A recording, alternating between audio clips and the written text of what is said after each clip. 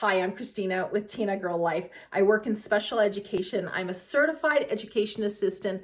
I work with kids with special needs. I currently work with a little boy with cerebral palsy. He's in a wheelchair. And one thing I needed to teach him to do was to not hold on to the wheel and the hand rim on his wheelchair, but just to slide his hand onto the hand rim. And I came up with a little hack that I think you're gonna love, and I'll show you how to do it. Let's check it out.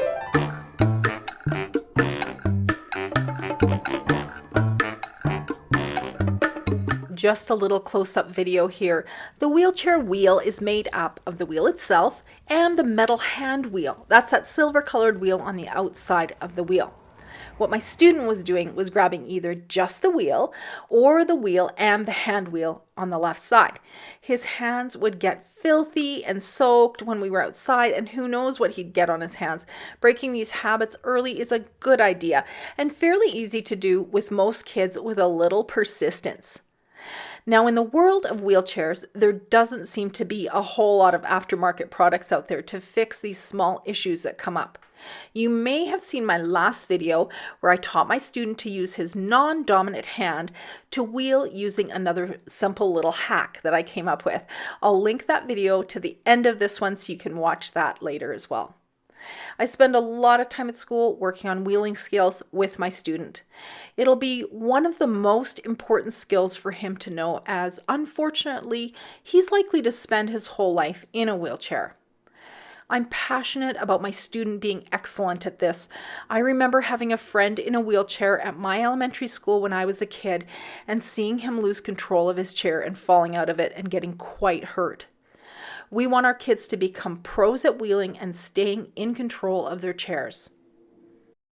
All right, let me show you my little hack and what I did. So as I was looking at the chair, I was thinking, I need something plastic. I need something I can easily cut and shape that has a curve to it. And I ended up using an empty 1-gallon milk jug. I also bought some Velcro sticky circles off of Amazon, and I attached those to the underside of his armrests. So after a bit of cutting and testing, I had actually created the perfect little shield that would cause his hand to slide right past the wheel and onto the hand wheel. My student didn't even notice that his hand was being redirected straight past that dirty, grubby wheel and right onto the hand wheel. And after a few days, I took it off and all seemed well for a bit. And then he reverted back to start using that wheel again. No problem. I just put the shield back in place a little longer. And within about 2 weeks, he wasn't grabbing the wheel anymore.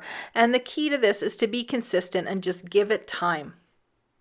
So using these two simple hacks, I was able to redirect my student to use the hand wheel instead of getting filthy holding the wheel itself. And in my other video that I'll link here at the end, I was able to teach him to use both his non-dominant hand and his dominant hand to become a super wheeler. Next, we're working on outdoor wheeling skills using those core muscles to get out of those tough situations like ruts and potholes and uneven ground. Hey, thanks so much for watching Tinagirl Life today. I've added some links below in the description of different products that I've used over the years with kids with special needs. You can check those out.